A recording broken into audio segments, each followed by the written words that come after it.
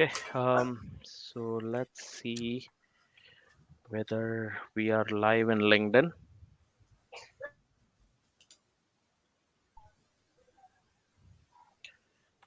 Yep, just give me 1 second. Yes, I think we are live now. Okay. Okay, so let's just give it a minute for everyone to join.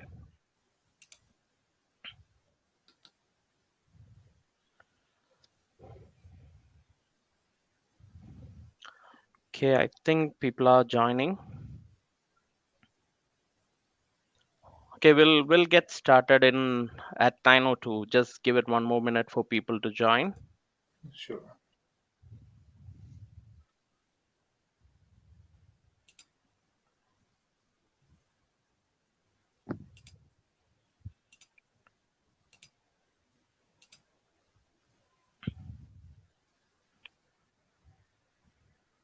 Okay, I think we can get started. So thank you everyone. Thanks everyone for joining. And Today we'll be talking about again before that. Sorry, welcome to the session. So this session is a part of the Canada IT Club meetups, which is happening across every week, and every time I invite a few experts on the specific area of expertise, and we will discuss a lot of things related to Canada IT, life in Canada, and job market in Canada. So today I have invited Sajid and Jimmy Burgess. So before I introduce them, let me just give a quick introduction about me. My name is Sudhir. I work with one of the banks in Canada, and I work as an agile consultant. And unfortunately, I'm not a recruiter, so just be patient with me. I'm not a recruiter, but I try to help a lot of job seekers crack their job in the market. We have been doing this for at least 4 years, past 4 years. We have had like hundreds of sessions, these kinds of sessions, which will be beneficial for the job seekers who are trying to crack their first job in Canada. And also, this will actually help the people who are trying to look for a career growth and all. So, the Canada IT Club gives an opportunity for you to connect with the right persons in Canada market. So that's my introduction, and let's move on to Sajid and Jimmy. Sajid, a quick intro, sir. Sajid Kumar Swaminathan. I'm based out in Toronto. I work as a recruiter for Deltec Replicon. The name Deltec Replicon because Replicon got acquired by Deltec. I take care of North American hiring specific to US and Canada, and sometimes regarding related to Europe also.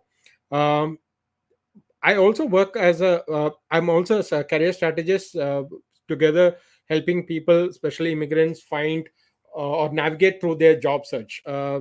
Some of the things that I do is I always talk to industry experts, like what Sudhi said. I try to understand or gauge where the market is heading. I also talk to a lot of peers and keep up to date as to what are the new strategies and what uh, things work in the market. So that's about it. Thank you, Sajid. Jimmy. Thank you, Sajid and Sudhir. Hi, everyone. This is Jimmy Varghese, and I am part of Tech Mahindra. I have a talent acquisition role there. I've been there for close to 5 years now. In talent acquisition for a little more than that, more than a decade now. Mostly into IT. Initially started off in the non-IT space. So thank you so much for having me on board, and I look forward to a very informative and a very interactive session. And I also look to learn from Sajid and Sudhir and everybody else on the call. Thank you for having me. Thank you, Jimmy. So, as a special thanks to Sajid and Jimmy, so for accepting my invite. Again, I don't have to specially thank Sajid because me and Sajid manages few WhatsApp groups, and there are thousands of candidate job seekers and recruiters. So we have collaborated with the recruiters and the candidates, and we brought them together to the WhatsApp groups, and they try to do a headhunt in through the WhatsApp groups, trying to connect the recruiters with the candidates. So, in case anybody is in Canada and wants to get notified about the jobs which is getting posted in the IT market, please feel free to PM me or Sajid. We'll be happy to add you to the WhatsApp group. So But I'd like to thank Sajid for not leaving me alone into this discussion and joining me from the recruitment side, because it's a very tough time in the market, Yeah. and with all sympathy, empathy. Uh, Thank you, Sajid, for coming onto the recruitment side to take some of the questions that will come today. Yeah. thank you. So thanks both. So let's start with the first question. Okay, I'll let's both Sajid and Jimmy answer that question. So Sajid, what is happening in the market? Good question. So we have known this for the last 3 quarters, right? We have known that it's a very tough market. The challenges being that the number of jobs have reduced and the number of applicants for each of the jobs has increased, right? So you look at those numbers are really scary. But that doesn't mean that the jobs are not there. The only thing is your traditional method of job search is no longer effective. You need to do, if you have done 100, you need to do 120% right now to get Yeah. any job. It's not only the coveted, the high paid job, any job. It's become really tough because the number of people in the market. The challenge for a talent acquisition person is to how do you filter through all these applicants and identify the right person. Right now, the other thing is the hiring managers have a choice. So what has also happened is the time frame that it takes to close a position has also increased, because the hiring managers think that, okay, can we get a better candidate maybe at a lower cost, or even a better candidate might be there in the market, because they also know that there are a lot of applications coming in, right? So that has increased the turnaround time to close positions, and because of that also people are frustrated that things are not moving. Typically we thought that by September things would look brighter. Unfortunately to say that this quarter might also not be so great in terms of the job market. Yep. Thank you, Sajid. Jimmy, what's Picking your on take to on what this? Sajid said as well, very similar tone that I'd like to set to the market. It's been in a downward spiral, and we've been hoping and attributing it to multiple factors. The Ever since the war and the interest rates and the inflation and all of that stuff, clients are very restrictive right now on their IT aspirations, right? And because this is an IT focused session, and because we are in the receiving end of projects getting cancelled, budgets getting tightened. Uh, like Sajid said, very important point, very important point. Cookie cutter requirements, right? I want a little bit of that, little bit of this, little bit of that at this price, right? And that is a hard pill to swallow for an IT market that has seen a lot of quarters of hay in terms of contract offers, enormously inflated contract offers coming out at one point. So yes, in a downward spiral, hoping that it'll put somebody will put the brakes on this very soon, or some kind of systemic shift would. But as of now, we don't see an end in sight.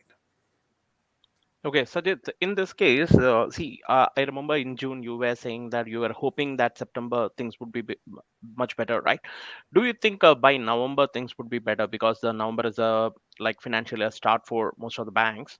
So, what do you think about November? How is the budget looking for? Any idea on that? I would look positive in the sense it will all depend on the interest rate and all those things. My another big concern is also for next year elections, two major elections happening, right? So Yeah. I people might want to wait until those elections results are out before making major investments. So that is one concern that I have. So everybody knows, right, the political environment also plays a big role in business. So that I don't see a huge shift. What I see is a measured wait and watch game, and then based on how things pan out, it would how the investments look at. Okay, thank you. Um, Yeah, yeah. yeah, Jimmy, go And ahead. I'm going to just add to that point, right? I am of the contrarian thought, and it's good, right? It's good if it's good if we are on a contrarian thought here. But I'm hoping that something happens to the effect of them improving the economy right before the elections. Also, there is another school of thought there as well. So that should lead to lower interest rates equal to better IT spend budgets for the clients as well. Go ahead, Sudhi. Yeah, Jimmy. So, see, compared to the last year, right? Back in 2022, we were having a hard time to find the candidates, right? Yeah. And this year, the number of candidates, the number of applicants are very high. So today, I just posted that a job which posted 24 minutes. Within 24 minutes, there were 84 applicants, and within 7 hours it actually went to like 300 plus applicants. So what has changed in the market? The number last year, you wouldn't even find one resource who is applying for a job. Right now, the number of applicants is too high. What do you think has changed in the market? But before that, Sudhir, I would say that even if you say that you're getting 300 per role, I am not seeing TA leaders shouting in joy saying that, hey, we are closing positions quickly. They're not finding the right candidate yet, right? That challenge is there. There are a lot of people in the market looking for a job. Uh, what hiring managers are looking in terms of skill set, they're not finding the right kind of candidates. This 40 to 45 days for a role is still there. It's not as if they're getting enough candidates that within 2 weeks they're able to close the position. That is not the scenario. uh, 2020, because of COVID and because there was a lull, there were people were optimistic. They were investing in a lot of projects. They had hopes that it was an over hire spree, right? People were hiring more number of people than what was required, right? Then Tons. obviously when there's a peak, then there has to be a lull. We never expected that lull to be so bad in this, and that is what has caught us off guards. But uh, consolidation is what has happened, is what I would say. And because of that, let's say if let's say as an individual, I have made my decisions based on the how the market, it's like investing in stocks, right? Now let's say the stock market has gone up, and then I say, oh, it's the right time to invest, without looking at maybe 5 years, 10 years of data, and then I put all my money in. You're in for a shock. Okay, Jimmy, you want to add to that? Like, what are the factors which has happened that number of applicants has gone high? Is it immigration? Is it like the number of jobs has reduced? What is your take on that? I think it's just definitely proportional to the number of reduction in jobs, right? Number of reduction in jobs. Of course, there is a huge, wave of immigration that's happening as well, like you said. Um, you can see all around, even with our clients, some of the big telcos and the banks and some of the retailers, right? I mean, primarily those are our big employers, our giants, our market giants, our market logos. Even they are experiencing immense turmoil. Almost 50-60% of those big logos are going through leadership changes right now, right? Because they are taking this time to re-strategize their entire, scenario of overcommitment that they had, right? All this while everything was just ADMS, and now suddenly AI is just come. And it's knocked Web3 off the bus, and now everything apparently needs a little bit of AI fairy dust, and a lot of these logos think that we can build our own internal centers of excellence if we take enough time during the lull. So a lot of our next level technology implementation partners are not seeing the contracts that they used to see. That being said, they are also taking this time to solution great products and come to them just in time, in anticipation of the resurrection of this market, right? In anticipation of the fact that maybe towards the end of this year or the beginning of next year, right before the elections, we will see a huge IT demand coming on with future technology, with everything sprinkled with a little bit of AI.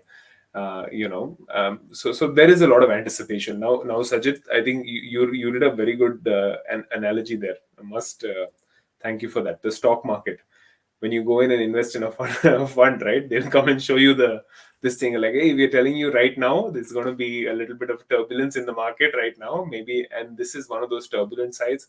And your fund manager will say, hey, forget the stocks, boss. Great time to invest in bonds, and those bonds for you today are your upskilling. Those bonds for you today are the new skills that you need. Those bonds for you today are AI, Web3, Gen AI in your space, in whatever you can, right? I feel a lot of people are sharpening their swords because, believe me, coming from a tech implementation partner space, every day Tech Mahindra has a meeting, and we all have to attend on new solutions for the new market, for the new age. People are coming and presenting, so everybody's sharpening swords. Although hiring is low, people are anticipating that big wave. Over to you, Sudhir. Okay, thanks, Jimmy. So Sajid said something about the jobs and the candidates. We are not able to find the right candidates. So I just wanted to give some numbers because this is something which I used to keep a track of it.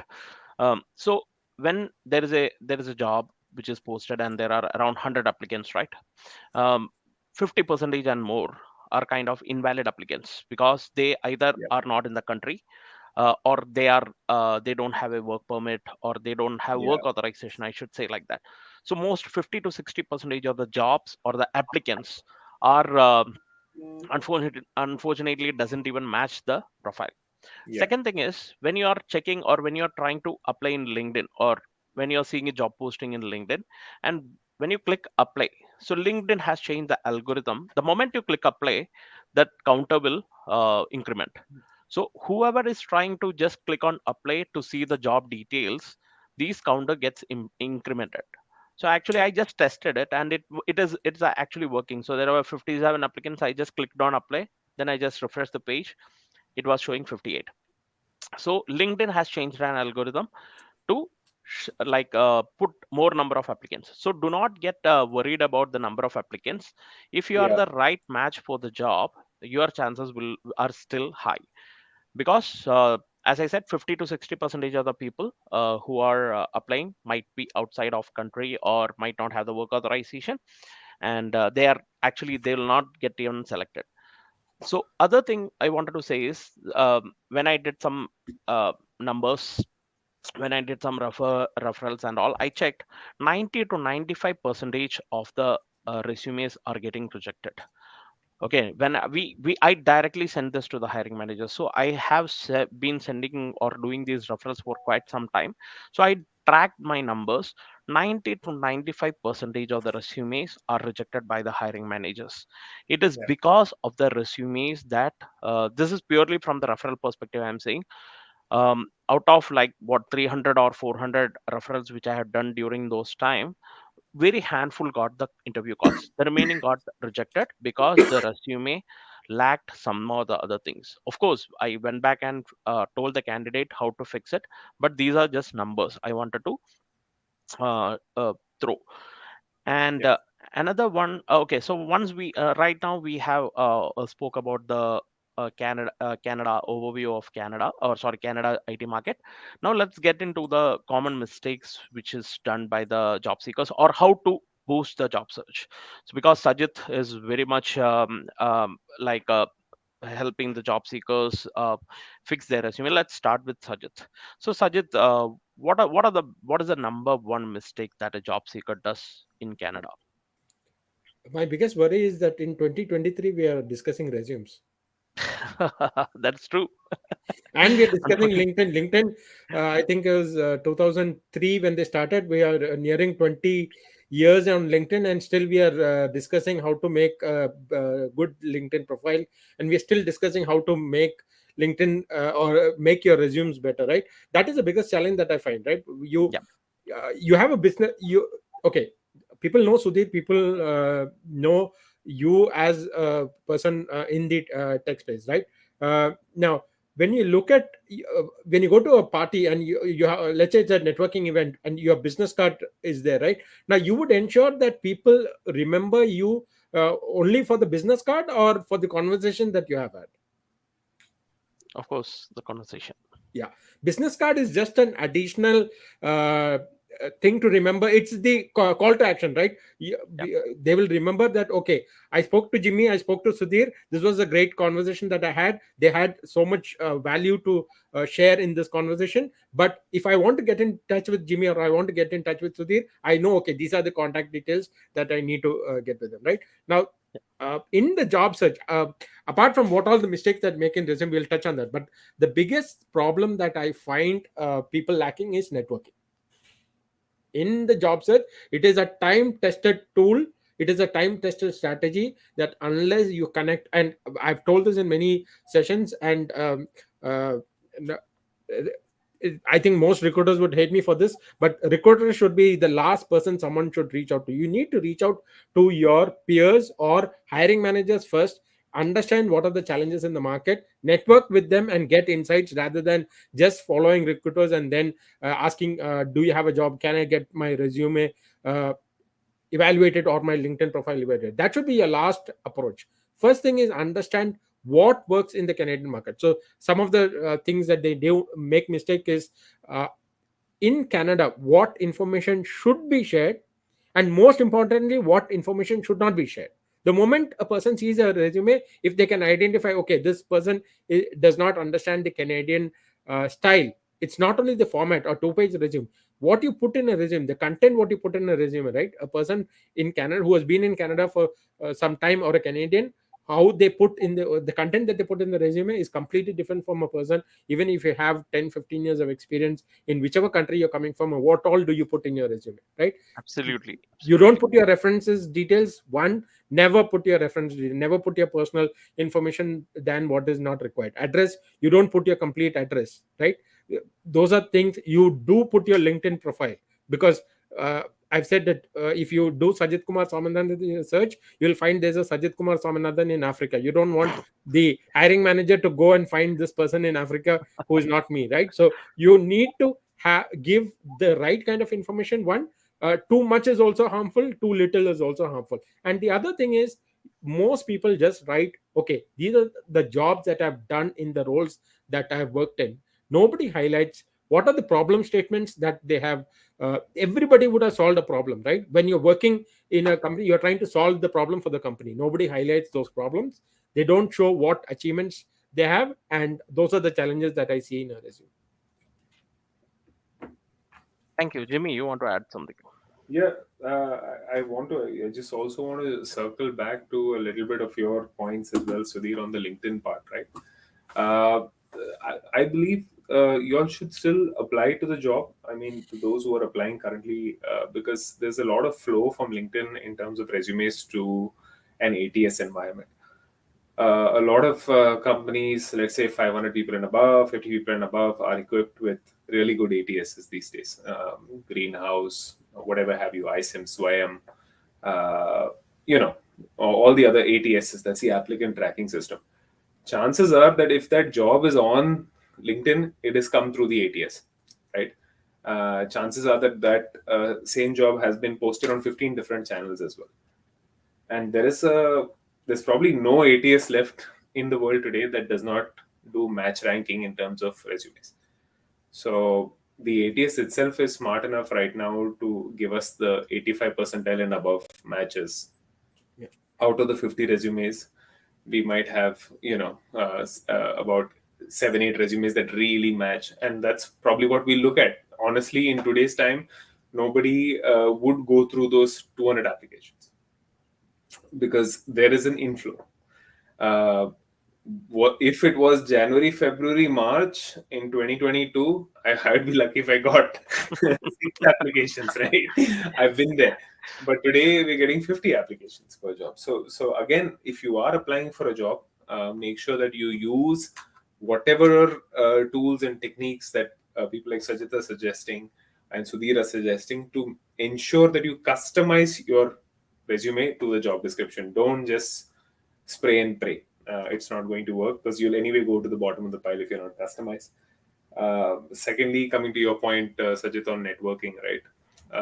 I'll give you an example.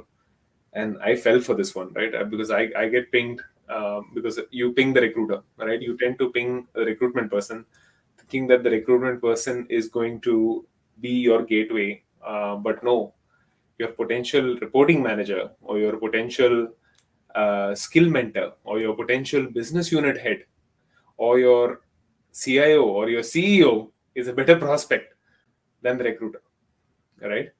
Uh, Absolutely, absolutely. and that is something that I see lacking. I replied to one of these roles, and it said 5 years of SQL, 5 years of this thing, a really good experience with payment platforms as well. Will this work for you, Jimmy? I see that you're hiring for this role. Hmm. And I thought, man, this girl has a good pitch, right? And Yeah. I said, sounds good. Send me the job link. Ghost, right?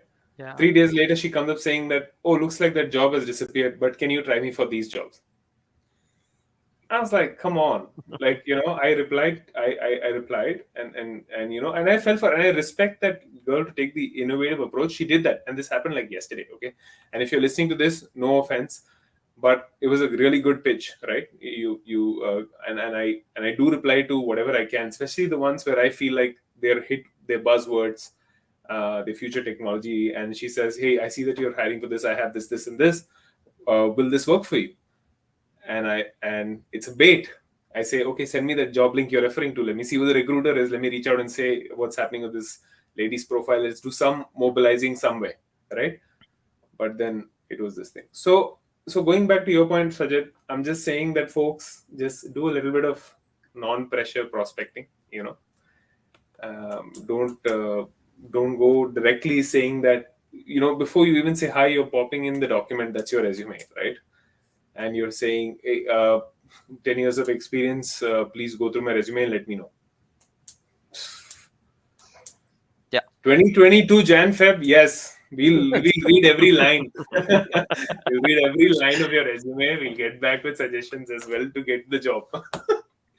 No, But those So were different for times, right? Your hiring manager put pressure on you. Where are the candidates? And then you had to showcase. You would headhunt, you would search, you would reach out to candidates, and if you get one profile, you would be celebrating that day. You'll say, "Hey, I got a good yeah, profile today. I I'll would I showcase would it." push the bananas to the apple pie maker also.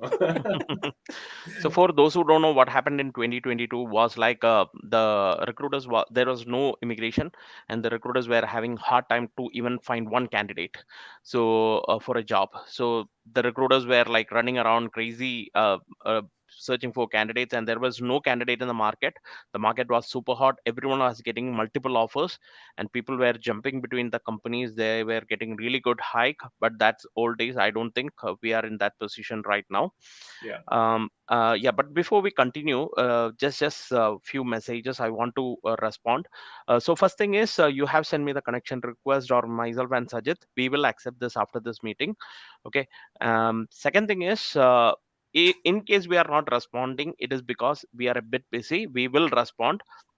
It takes some time, but I generally respond to all the messages. Even if you are not receiving any messages, please just wait, or just follow up in a day or two. We usually clear the messages within 24 hours, but we get a lot of messages, but we try to clear most of the messages. Okay, so now proceeding to the um, resume. Sajid, what are the things that should be in the resume, or let's start with what shouldn't be in the resume? No objectives. No Objective is objectives. old school. You have a professional summary, it's great. Objective is old school, not required. You don't want, and the challenge that I see is people put objective, they put skills, they put keywords, and your work experience is in the second page. You have lost the recruiter in the search. By the time the recruiter thinks, okay, this is not worth it, let me go to the next profile. Your work experience, what is relevant, and Jimmy said it very clearly. Why do you need to customize it according to the job? And that spray paint doesn't work, right? You spray and you pray that it works, will not work, because see, some people think that I will apply to 100 jobs and I will get at least 5 to 10 interviews, it will click. It doesn't work that way. The problem is, when you sit and apply for 100 jobs and you don't get a call, you will feel demotivated, right? If you Pressure, don't have a pressure. strategy, if you don't have think, okay, let me look at this role, does it match my skill set or not? And in the resume, when you have all this unnecessary information in the first page, right now there are so many applicants. The recruiter wants to know whether have you done your research well, does it fit the role, does your resume match to what skill set that I'm looking at. Now let's say I'm looking at a thing where I it has to have excellent customer experience or customer facing role, right? And nowhere in the first page you have mentioned that you have dealt with the customer, right? You might have worked with great companies, but you have not highlighted what, as a recruiter, I am looking at. Because my hiring manager, even though he has not put it in the asked me to put it in the job description, if he said that I want this person will be facing the customers, and those customers are in North America, I'm specifically looking at those skill set. And if it's not there in the resume, regardless of what The problem is in current day, like what Jimmy said, last year I would have had the conversation to check whether this person has missed out on that, and then I would have pulled him into the pool. Right now I'm just looking at people who have the skill set in the resume itself. Okay, thank you. So just few points to add. Do not mention your complete address in your resume. Just mention the town, like Toronto, Ontario, or Brampton, Ontario, Mississauga, Ontario, Scarborough, Ontario. That's it. Do not mention your full address.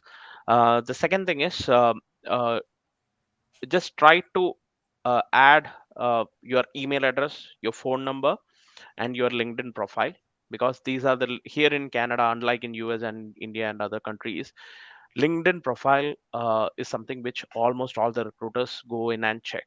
LinkedIn is being used very effectively here in job search.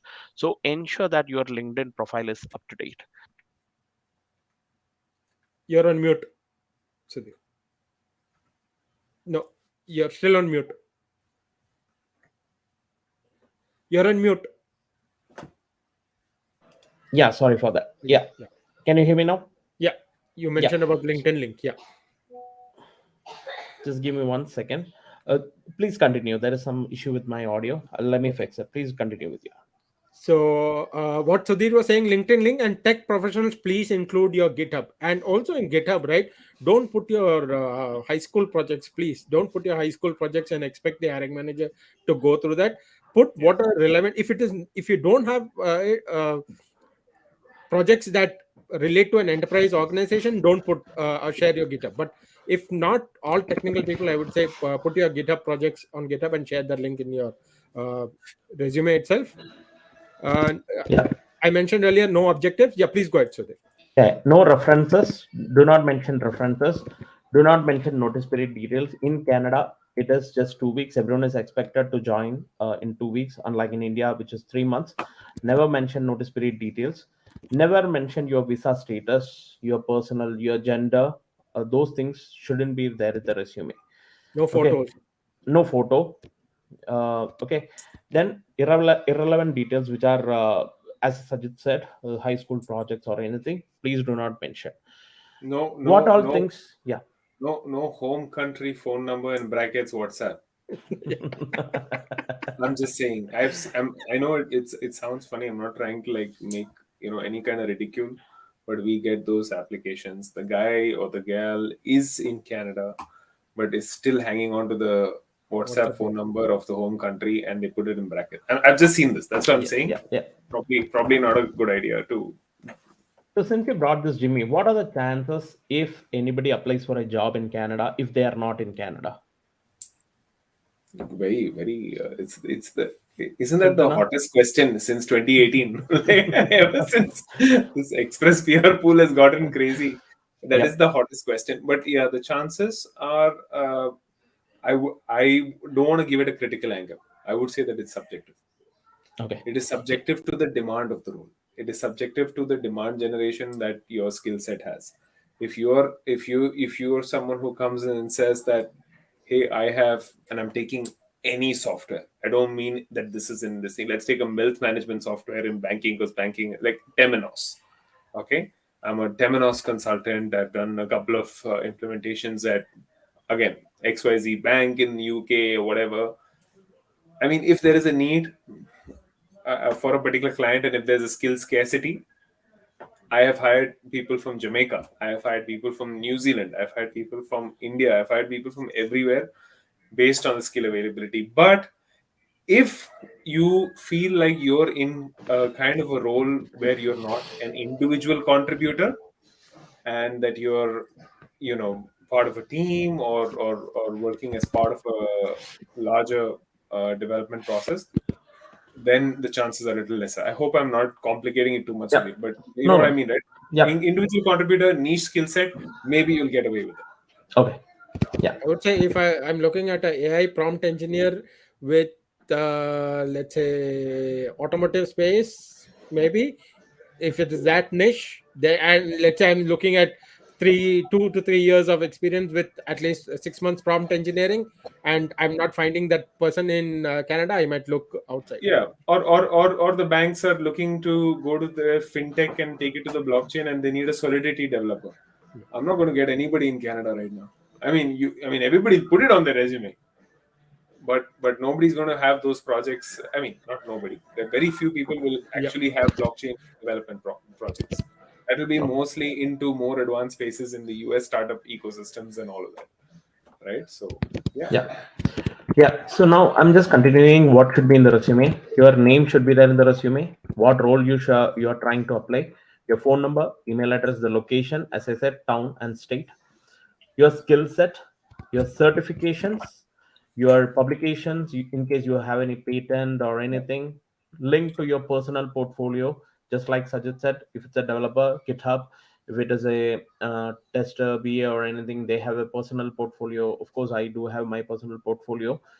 If it's a data analyst, try to build something like Power BI or a Tableau public dashboard and just publish it and put those URLs there. Anything which can improve your chances of getting hired, you should yeah, put it. Okay, and just keep one thing in mind: resume is not just a document. It is actually an invitation for the hiring manager to give you a call. It should be impressive. There is nothing. It is not like good, average, medium. It should be impressive. That resume, when the hiring manager sees a resume, he should be able to give you a call or for schedule an interview, because the resume has to be very impressive. Sudhir, the I thing have is with I have one formatting. I have a pet peeve. I'm going to say it, right. You see yeah, those sure. resumes which have two blocks of text, one on the left hand side, which are not like one single Yeah. this thing, right? Yeah.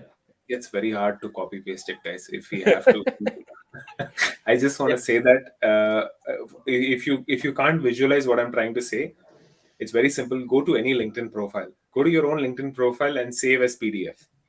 When you save as PDF on a LinkedIn profile, it comes Sure, as two sure. blocks of text, left and right. Formatting gets very hard on that. There are many recruiters who today send recruitment notes to their hiring managers. When they do that, they just want text and they will make the bullets and they'll send it. Don't make life hard for some of these folks. So sorry if if that's a formatting this thing, but I'm just saying from a person who goes through a lot of resumes, from personal experience. Yeah, Oh, no thanks, background thanks, Jimmy. pictures and all those table formats and graphics and all those things. Unless, of course, you're in front end and you have designing, then put Yeah, it on please Behance send and your then Behance links and yeah. all of that. Do that. That's a So, different. Jimmy, Sajid, putting you on the spot. Why do you have to copy paste? It's 2023, right? We have the LinkedIn. Why do we have Because to ChatGPT is blocked in our upload the organization. resume, Thank you. then copy paste everything? because First, we had to they upload the resume, then we yeah, had to copy paste each and every thing. That's actually a really hard thing, which candidates also do. yeah, So we yeah. had to think No, from the candidate's perspective also. No, I no, no. agree to that. The challenge is the ATS, right? So Yeah, passing, this is not now. I've implemented at least two ATS systems completely for one for a very large company and one for a smaller company. So the passing, it's still not 100% correct, right? And that is Yeah, why we say use standard fonts. Don't use some fancy font because those fonts are not there in the ATS, and then all your content gets jumbled up, right? This simple thing is if you put a notepad and have it, that is the best format to put it in a resume. Actually, that is the thing that you need, because anything fancy, the ATS will not pick it up properly. Now let's say simple example, instead of Sudhir, if it puts Scrum Master in name, it jumbled up and it pulls it out. Your profile, when you do a search, right, your profile will never come up. yep, true. Okay, that's true. so Good point. that is it. Now, so these details, right? So these details are in the website. We have a website like canadaitclub.ca. If you go there, you have all the tips for the resume, LinkedIn, everything. Again, we are still updating it, but these contents are available in the canadaitclub.ca. You can go there and visit and look into this content. So, and now let us move on to the next topic. So, resume we almost covered. So, um, Jimmy, can you just explain how the hiring process works? I mean, kind of end to end in 2 minutes or 3 minutes. Yeah, sure. I mean, if you're a direct Generic. Okay. if you're a direct in-house recruiter, let's say I'm working for a direct Canadian logo, which has an internal technical team. What usually happens is that there is an opportunity or a demand. The person who is the team lead will go put in a request, an opportunity request, which will generate an opportunity ID. The internal resource management team will check and respond whether we have someone available for that particular project. If we don't have that project, then it is generated into a job order, right, which is a requisition, which then gets created on the backend system, which flows to the ATS, gets assigned to the recruitment uh, person, and the recruitment person then gets a notification, a new job requisition has been raised. You need to hire, just for example, Java developer, with whatever, for the GCP, this thing, migration, a little bit of cloud, and all of that stuff. And then we go ahead and look into our ATS database, because if it is an intelligent ATS, in most cases it's already popped up 5 6 matches, right? Now, if it is a hot hiring season, the person or the recruiter will post the job. And there is a reason why I say that, is that people in the ATS, known ATS even today is 100% updated on whether that person who was in your ATS even 2 weeks back is still available in the market. So we don't know if it's a fresh prospect. So prospecting takes a lot of time. Calling does take a little bit of effort. So the person, in most cases, does it in simultaneous fashion. They post the job. Once the posting is done, we get a lot of active applicants, and then we go ahead and skim through the resumes. If it is a complicated skill, a very cookie cutter skill, we use the help of external agencies as well to propel the search. And O- the in-house recruiter story. Okay. So anything to add here, Sajid? So pretty much the same. Uh, Now, why would a recruiter go and post a job, right? Two things. One, they're pressed with time.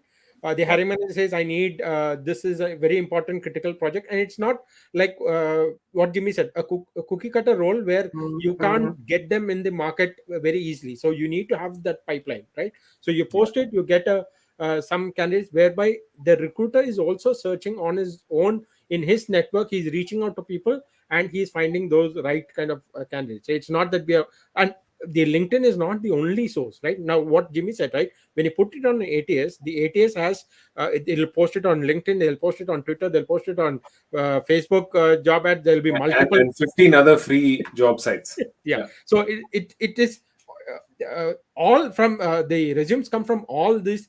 When you mentioned the numbers that 800 something, those are just the what is showcased in LinkedIn. There are the talent pool, or the number of candidates that come to the talent pool and rightly what Jimmy said, right? Now the ATS has become so smart that once it gives a ranking, that is all the time that the recruiter has also, right? We'll give you, let's say, a shortlist of 20-25 people. The recruiter go through all those quickly, shortlist around 6 to 8 profiles, give it to the hiring manager. The hiring manager interviews 5 to 6 candidates. End of the story. Yeah. Okay. So Sajid, can you just give an idea, or before I ask that question? So what are the different ways by which we can search for jobs here in Canada? So one is like the job board, right? Indeed, Monster, and all. What are the other ways? Consulting firms or recruiting firms? Can you just give an idea about what are the different ways by which we can search for the Yeah. jobs? Uh, Most popular is still job boards. You have recruitment agencies. There are certain companies, mid-sized companies, or even some large organizations which don't have that the team to process all this information or do those posting. They rely on agencies. And also sometimes what happens is you have peak jobs, right? So all of a sudden you have a lot of jobs that you need to fill in within a short period. They rely on agencies, so you need to contact those agencies too. The other one is events. Some people conduct networking events where they get a lot of applications.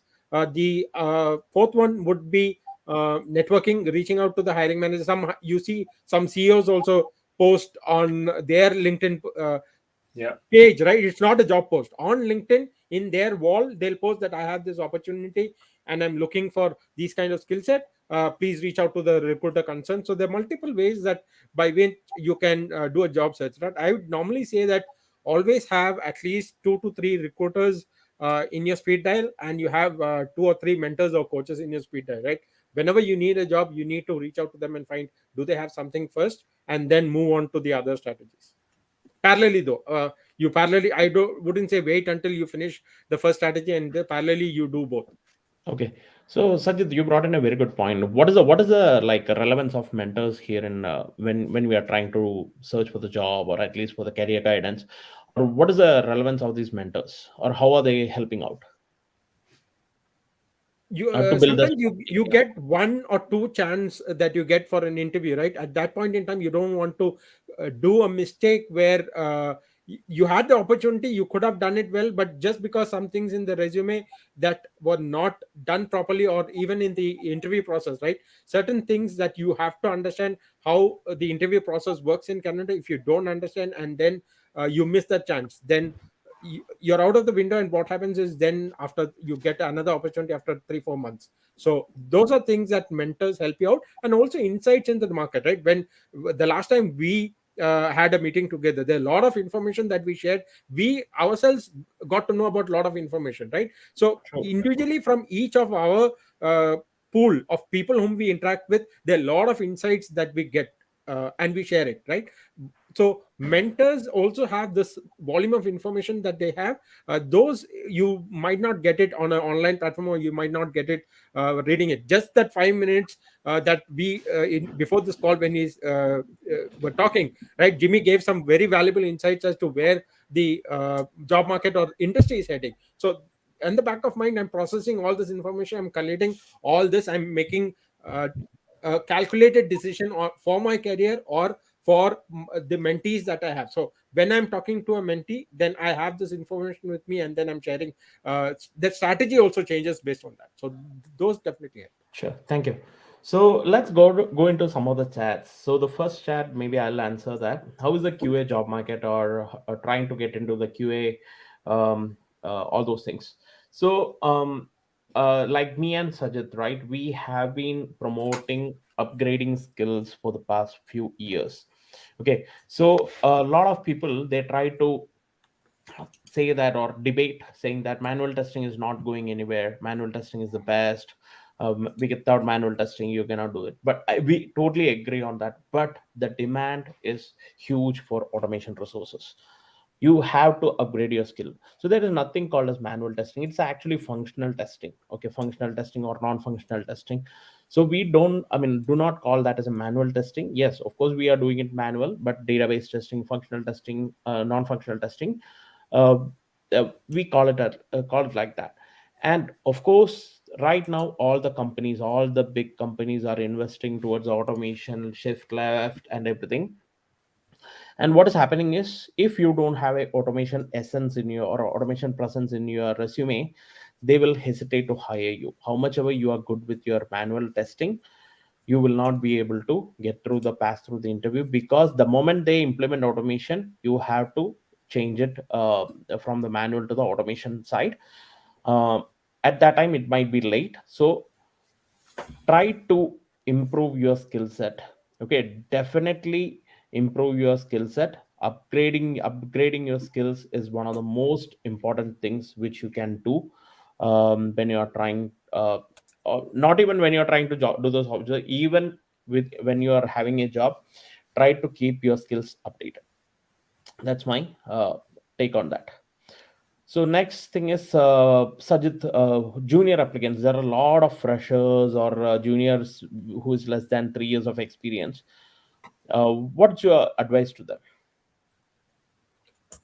I brought the aspect of networking, but like you said, skill enhancement. Your course is not going to equip you yourself to hit the market. In the sense, there's a huge gap in what the course can deliver and what the market requires. Right now, as every role right now would have a customer facing role. In the sense, even if you're a junior, this thing you're talking to customers, you're interacting with customers. When we say communication, it is not the English language. It is, but how do you convey what you want to convey in, and the customer understands it properly, right? Those are certain things that you should have. So skill enhancement, it, you cannot expect that once you come to Canada, you do a course, you that the gap will be reduced. It doesn't happen. It is your personal obligation to yourself. If you want to build a career, you have to, and that is where I say mentors and also industry experts and peers. Now if I'm speaking to Jimmy for half an hour, I will know what space that Jimmy is working on in terms of the talent space, right? What are the challenge he is facing,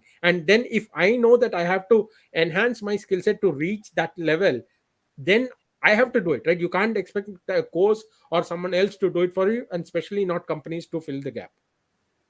Yeah. Thank you. Thanks, Ajit. Jimmy, next question. So, can you just please explain the correct way of networking? Okay. So, a lot of people think that just send a connection request in LinkedIn, and once the person accepts, just send the resume, and that's it. That's done. I'll get the job. So, that is one of the most common mistakes which everyone does. They just send the resume to a stranger and expect to get a job.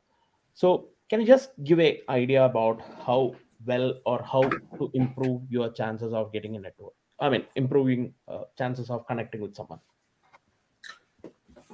Sure, I can give it a try because there's no absolute method because it's very subjective on the person or the relationship that you have built already. If it is a first touch relationship, which means that you're bringing, let's say, me or Sajid or someone or a hiring manager of a company that you aspire to be in, um, do not apply any pressure.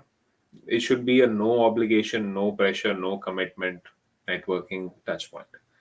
And I cannot say this enough, right?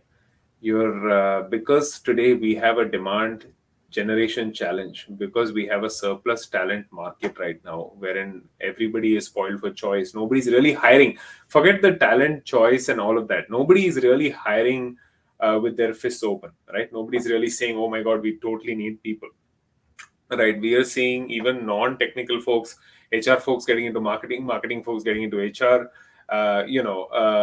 developers becoming skilled into certain technologies or certain platforms that are new age and whatnot. uh, do not just apply, don't just fill the chat with your frustrations, because it's not going to work. Because for me, let's take me in particular, and I can tell you what works for me. All right, just a warm conversation on who you are, what you're doing, and particularly for the graduates coming in, right? Because a lot of graduates do reach out saying that, hey, I'm from XYZ college, I've just graduated. I would say just leave it at that. Okay. Here is a look at my portfolio. Here is my link. This is the work that I've done. And I'm happy if you'd be okay for a coffee meeting. So I would say, if you have it in you to really network, and if I also ask myself, do I really have it in me to network? Because it's a very hard job. It's really really hard.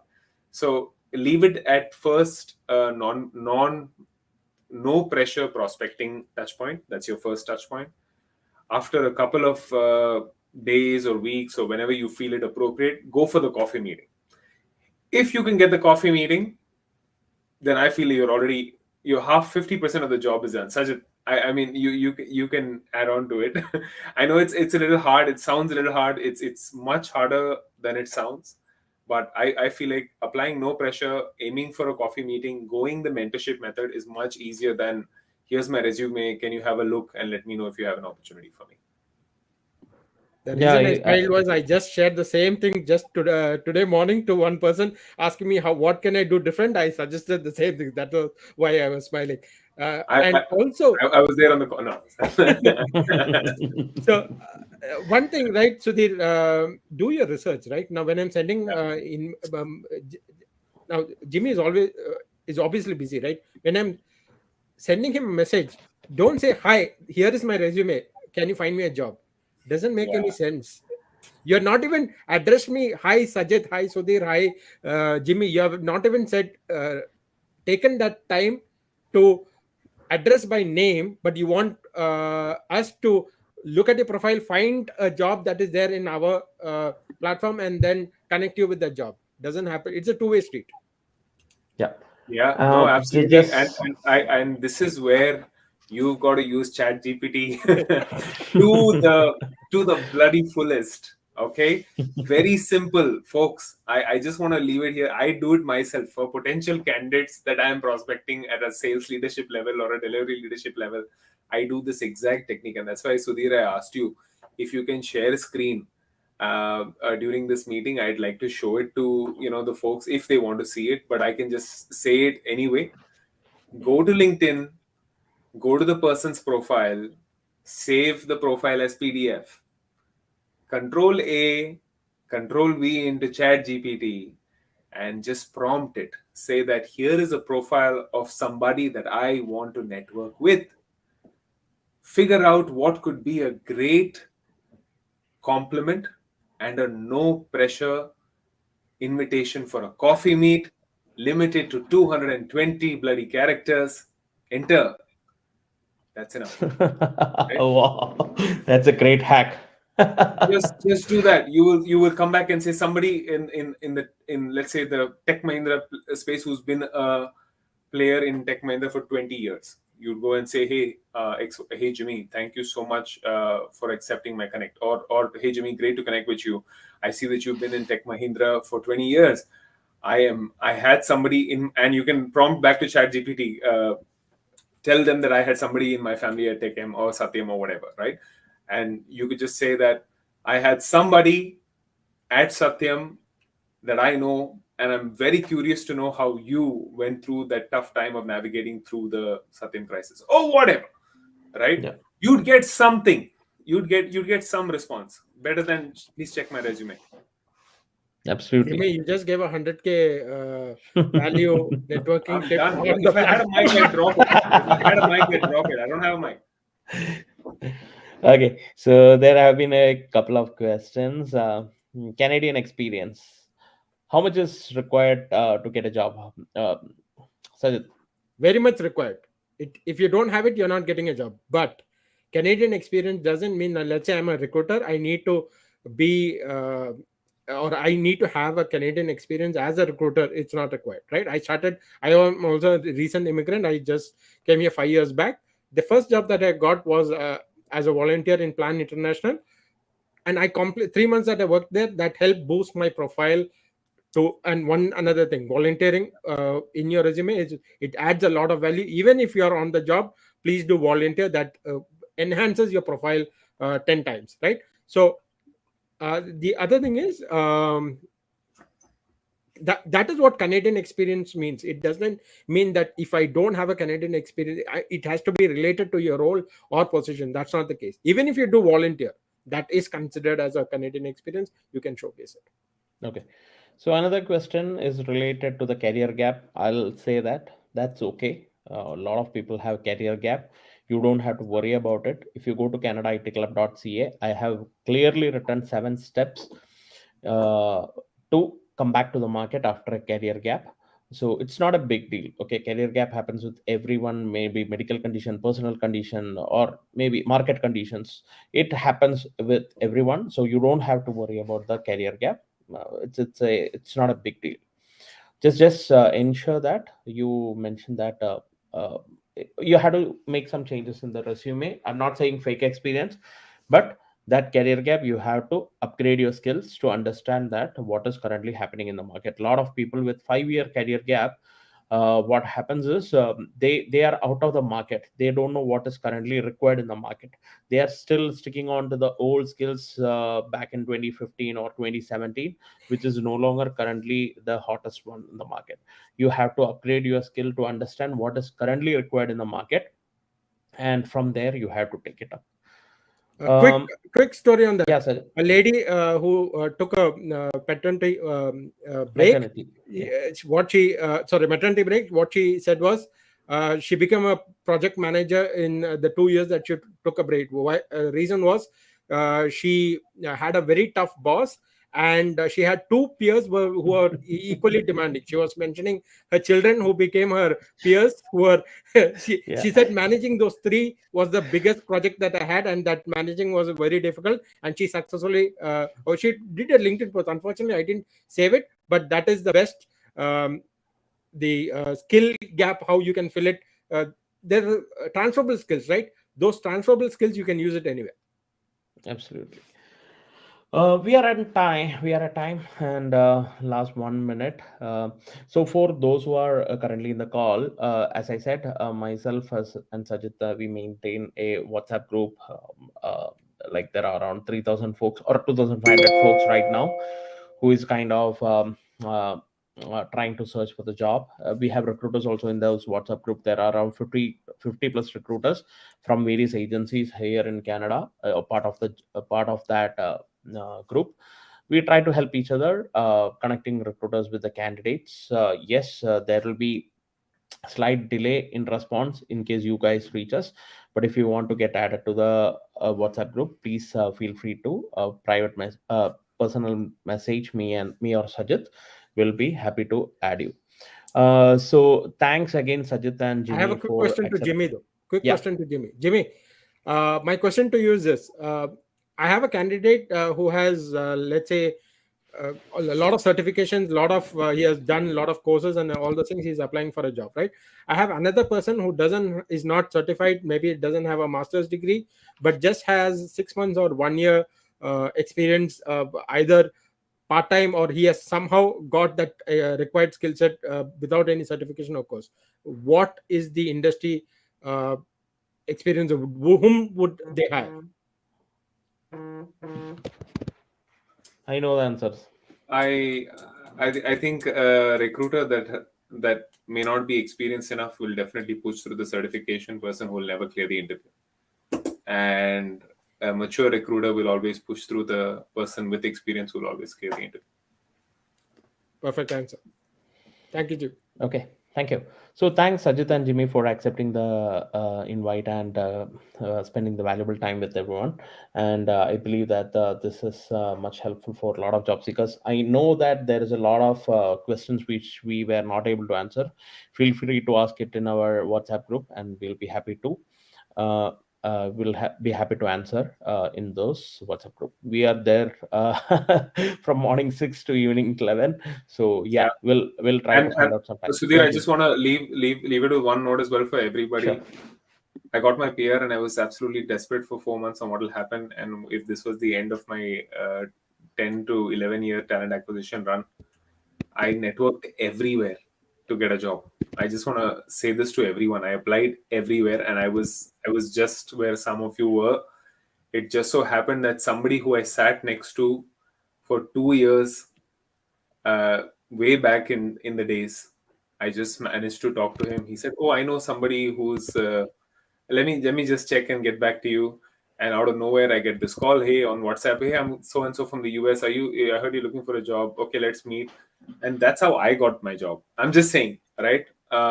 So do not stop the belief of networking. It's immense. And kudos to Sudhir and Sajit for encouraging that again and again. I know you guys have much better things to do. Example, Netflix and chill, but you guys have dedicated your life to making this really really positive impact. Every day I even think of slowing down, I can't, because you guys are mentors to me as well. So thank you so much for Thank you, whatever you Jimmy, for motivating us. Also, we'll hope that we be part of more shows together. Thank you so much. Take Sure. care, sir. Good Bye bye. night. Thank you. Bye Thanks, everyone. everyone. Have a good night and good luck.